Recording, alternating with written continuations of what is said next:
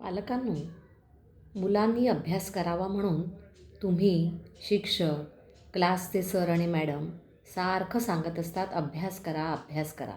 मागे लागतात, पाठपुरावा करतात.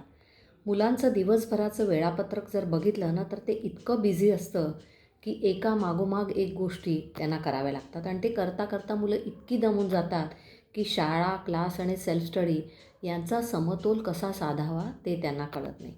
पण थोडंसं नियोजन आणि स्ट्रॅटेजी जर का ठरवली तर हे मुलं नक्कीच जमवू शकतात. माझी आपल्याला विनंती आहे की हा व्हिडिओ तुम्ही तर ऐकाच, पण तुमच्या मुलांना ऐकवा, कारण शेवटी जे काही करायचं आहे ते त्यांना करायचं आहे. शाळेचं उद्दिष्ट वेगळं असतं, क्लासेसचं उद्दिष्ट वेगळं असतं आणि सेल्फ स्टडीचं उद्दिष्ट वेगळं असतं. शाळा काय करते तर तुमचा पाया तयार करते, प्रत्येक विषयाच्या मूळ संकल्पना, बेसिक कन्सेप्ट तयार करते. रोजचे रोज तिथे अभ्यास होत असतो. वेगवेगळ्या विषयांच्या महत्त्वाच्या गोष्टी तिथे शिकवल्या जातात. क्लासमध्ये सराव असतो. एवढंच नव्हे तर काही स्पर्धात्मक परीक्षा किंवा एंट्रन्स एक्झामच्या टेक्निक्ससुद्धा तिथे शिकवल्या जातात आणि तुम्हाला तुमच्या वरच्या लेव्हलची प्रॅक्टिस ही क्लासेसमध्ये करून घेतली जाते. तसंच परीक्षांची पण तयारी करून घेतली जाते. सेल्फ स्टडीमध्ये काय असतं तर जणू काही आपण स्वतःला आव्हान देतो की मला किती येतं आहे. स्वतःच्या चुका शोधून काढतो आणि रिव्हिजन म्हणजेच आपण उजळणी करत असतो. तेव्हा शाळा, क्लासेस आणि सेल्फ स्टडी या तिघांची उद्दिष्ट वेगवेगळी आहेत. हे जर का एकदा मुलांना कळलं तर मग मुलांना या तिघांचा समतोल साधण्यासाठी एक दिशा मिळेल की कोणत्या वेळेत मला काय करायचं आहे. मुलांना सांगा की तुमचा रोजचा दिनक्रम कसा असायला हवा, तर खरोखर जसे आपले पूर्वज आपल्याला सांगत असत त्याप्रमाणे पहाटेची वेळ ही सेल्फ स्टडीची हवी, कारण या काळामध्ये आपला मेंदू ताजातवाना असतो. कोणतीही नवीन गोष्ट, विशेषतः ती कठीण जरी असली तरी आपली एकाग्रता उच्च दर्जाची असते. या वेळेमध्ये कठीण टॉपिकचा अभ्यास करू शकतात, गणितं सोडवण्याचा सराव करू शकतात, पाठांतर करू शकतात. शाळेमध्ये जे काही वेळ दिला जातो त्या शाळेमध्ये ज्या वेळेला शिकवलं जातं तेव्हा ऐकता ऐकता नोट्स काढणं, महत्त्वाच्या मुद्द्यांना हायलाईट करणं किंवा अंडरलाईन करणं, अशा प्रकारे शाळेचा जो वेळ असतो तेव्हा हे काम करायचं आहे. आणि ज्या वेळेला क्लासेसमध्ये मुलं जातात त्यावेळेला पूर्णपणे परीक्षेचा माइंडसेट ठेवायला पाहिजे की महत्त्वाच्या टॉपिक्सवर आपल्याला फोकस करायचं आहे.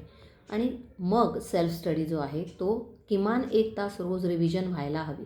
रिव्हिजन झाल्यामुळे होतं काय की मूळ संकल्पना आहेत त्या सगळ्या एकत्रितरित्या दीर्घकाळ मेंदूमध्ये स्मरणात राहतात.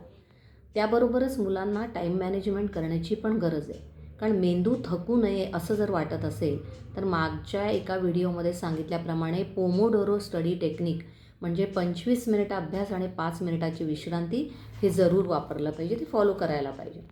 तसंच याच्यामध्ये आपण शाळेमध्ये आपल्याला काय अभ्यास करायचा आहे, क्लासचा आपल्याला काय अभ्यास करायचा आहे, सेल्फ स्टडीमध्ये आपल्याला काय काम करायचं आहे, या तिघांना रोज मला किती किती वेळ देता येईल, 1-1 तास देता येईल, अर्धा तास देता येईल, 1.5 तास देता येईल, हेही मग मुलांच्या लक्षात येतं.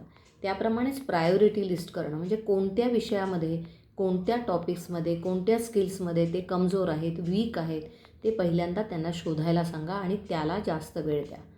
विद्यार्थ्यांना हे बजावून सांगा की शाळेचा दिलेला गृहपाठ म्हणजे homework, assignments, activity sheets, projects हे वेळचे वेळी जर का पूर्ण केले तर एक भाग जो आहे तो पूर्ण केल्याचं समाधान मिळतं आणि मग आपण पुढचा अभ्यास करण्यासाठी आपल्याला बळ मिळतं, तयार होतो. कारण ज्या बेसिक कन्सेप्ट्स असतात त्या लिखाणामध्ये, होमवर्कमध्ये तयार होऊन जातात. आणि क्लासमध्ये अशा धड्यांवर फोकस करायला सांगा मुलांना की ज्याच्यावरती वारंवार प्रश्न विचारले जातात. सेल्फ स्टडीमध्ये काय करायचं तर प्रॉब्लेम सॉल्विंग, गणितं सोडवणं, हे सगळं करणं खूप महत्त्वाचं आहे. तसंच रिव्हिजनलासुद्धा सेल्फ स्टडीमध्ये प्राधान्य द्यायला पाहिजे. आणखी एक गोष्ट जाणवते ती ही की अभ्यासाचा ताण मुलांच्या मनावर पडतो, म्हणून ताणाचं व्यवस्थापन किंवा आपण ज्याला स्ट्रेस मॅनेजमेंट म्हणतो तेही जरुरी आहे. म्हणून अभ्यासामध्ये छोटा छोटा ब्रेक घेणं, जसं की प्राणायाम आहे, जसं की एखादा बॉडी स्ट्रेचिंग आहे किंवा शतपावली आहे, लाईट एक्सरसाइज हा बॉडीला खूप गरजेचा आहे, शरीराला. सोशल मीडिया तर खूपच मर्यादित ठेवण्याची गरज आहे. 7-8 तासांची झोप पाहिजे. एखादा छंद वाद्याचा असेल, लिखाणाचा असेल, चित्रकलेचा असेल, कुकिंगचा असेल, कुठलाही छंद जोपासू शकता. यामुळे होतं काय की तिथे तुम्ही फ्रेश होता आणि अभ्यास करताना तुम्हाला जास्त चांगलं वाटतं, उत्साह वाटतो, फोकस वाढतो. अखेरीस मुलांनो हे लक्षात घ्या की या 3 गोष्टी समतोल साधायचा असेल तर प्लॅनिंग करायला पाहिजे, अभ्यासात सातत्य ठेवलं पाहिजे. या तिन्हीमध्ये जर तुम्ही नीट प्रकारे व्यवस्थापन केलं तर कुठल्याही कामाकडे दुर्लक्ष होणार नाही. आणि छोट्या छोट्या जर का स्टेप्स घेतल्या, छोटी छोटी पावलं उचलली तर आणि रुटीन व्यवस्थित ठेवलं, प्रॅक्टिस केली तर तुम्ही नक्की यशस्वी व्हाल. धन्यवाद.